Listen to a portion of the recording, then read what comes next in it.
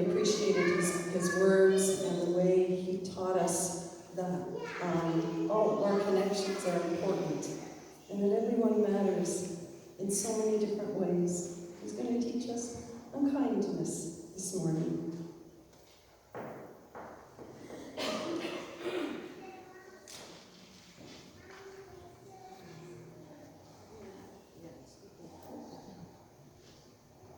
Good morning, everyone. Can you hear me at the back? No? Need to have it like this? If you couldn't hear me in the back, how did you signal me? Anyway,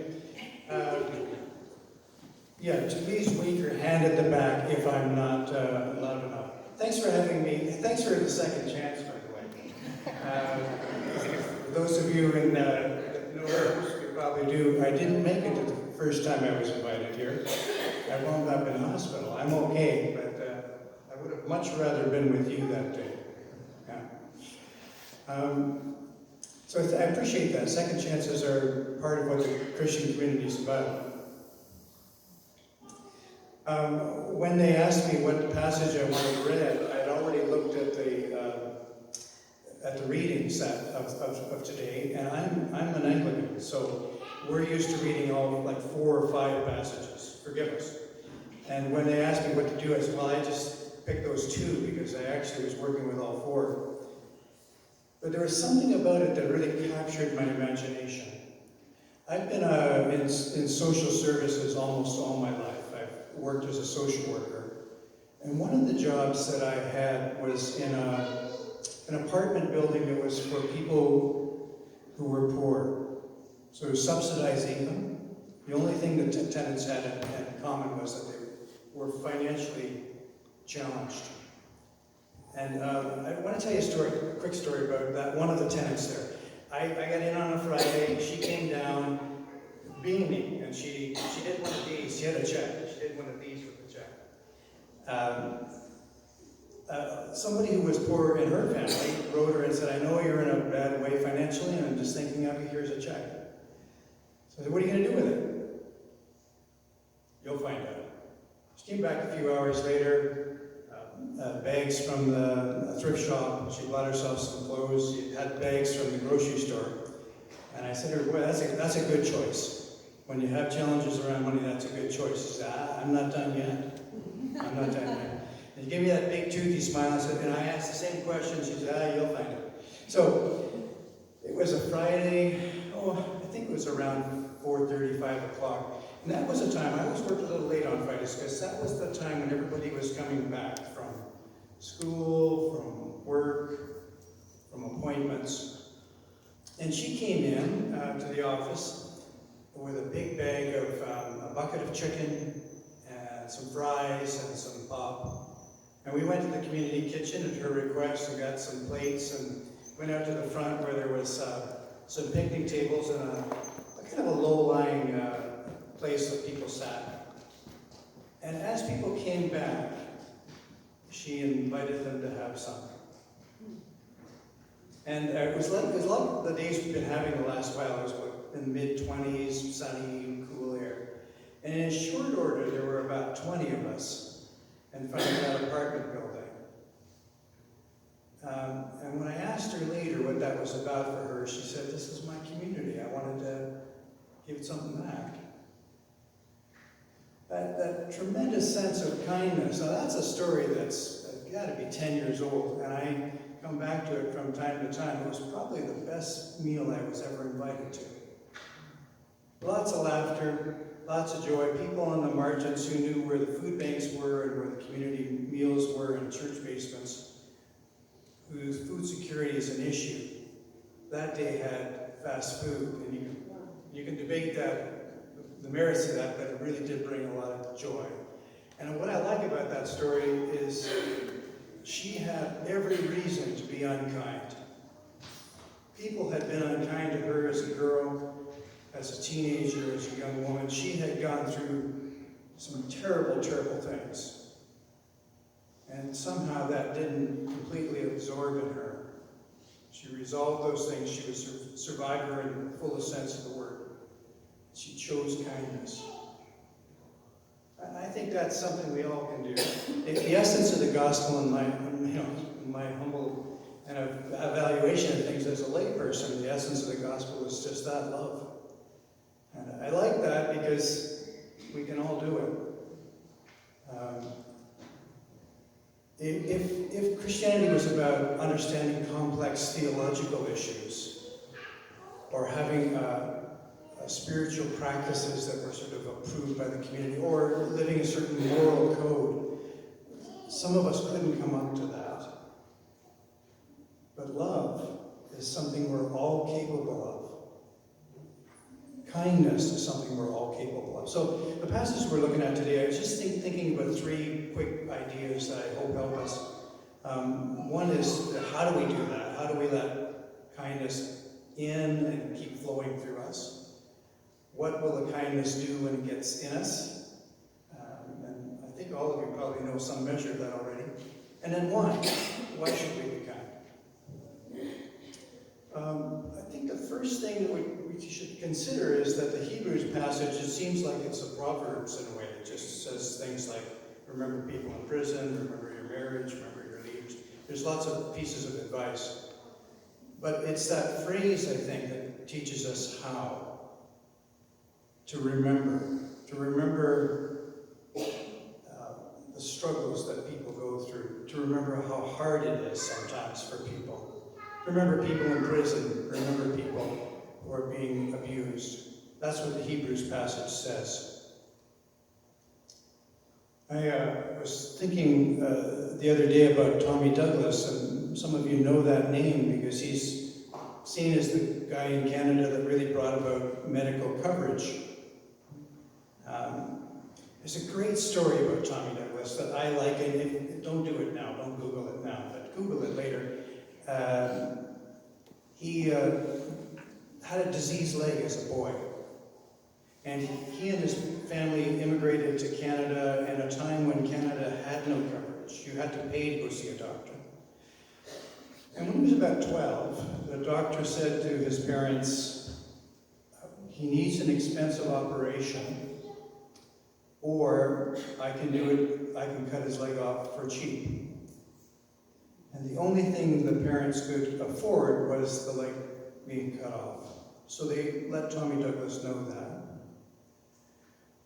And for days, that young Tommy Douglas didn't sleep well, was kind of depressed. And a surgeon heard that story and volunteered to do it for free.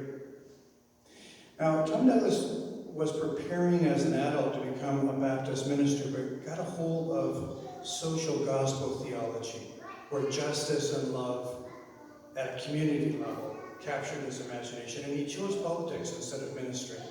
Or maybe it chose him. And when he tells the story, and this is the Google part, you can do it later, he says something like this. When he was fighting for Medicare, for coverage for all Canadians, he went back to that story and he said, no child in Canada, no 12-year-old child should worry about their leg being amputated because their parents can't afford it. We can do better as a community, he said. And those memories, those experiences, personal as well as the other poor that he lived in, with those neighborhood that he lived in, he remembered them always. And that spurred him on to social justice. We can do that. We can remember the times when we went through difficult situations and somebody else helped us. It's that remembering, it's the being mindful that really produces empathy in us. So easy to say, oh, the reason that woman who bought the chicken's poor, she's foolishly spending her money. And that kind of unkind, unreflected analysis does us harm as well as the people who are suffering. If we can move past that and begin to remember that people struggle, that in every pew today, there's been struggle, there is struggle, and there will be struggle. And to be kind, to show empathy. That's the one part of the passages we just read that really captures our imaginations. How do we do it? We remember. We remember that people are struggling. Now, the second part is that our kind connection with each other, like, what do we do? What do we do when we feel it? And that's maybe an obvious answer, when we do something. You can do things without caring, but you can't care without doing. It's that idea that when your heart has some kindness flowing in it and through it, you're going to want to do something. And I don't think it's going to embarrass anyone here, but I will tell you that the first Sunday when I woke up, when I was supposed to be coming here, I was in an awful way, and I wound up, as I say, in a merge and admitted. I kept thinking, my wife, we can ask her, when my partner is here today, you can ask her, well, I guess we're going to exit that way. You know, those Trinity people, we have to be on site. Anyway, we talked about it, and she said, John, you've got to go to the hospital. When I emailed and contacted everyone in the two churches, I was mortified. And what happened was, it got turned around by the people who were part of this church. I wound up with emails and one phone message that just showed concern for me. Oh, we made it. We were fine. Don't worry about Sunday. Look after yourself.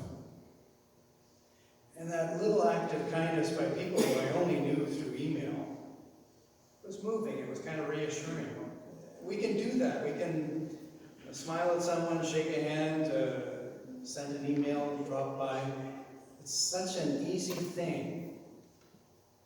And sometimes it is such a hard thing because we've built relationships that don't allow for it as easily. So when we're thinking about family, when we're thinking about work or school, our community, our church, those things that we need to say and do, just to give ourselves over to those little acts of kindness that can make such a radical difference. I know you already do that. I saw it even this morning. I love the greeting part.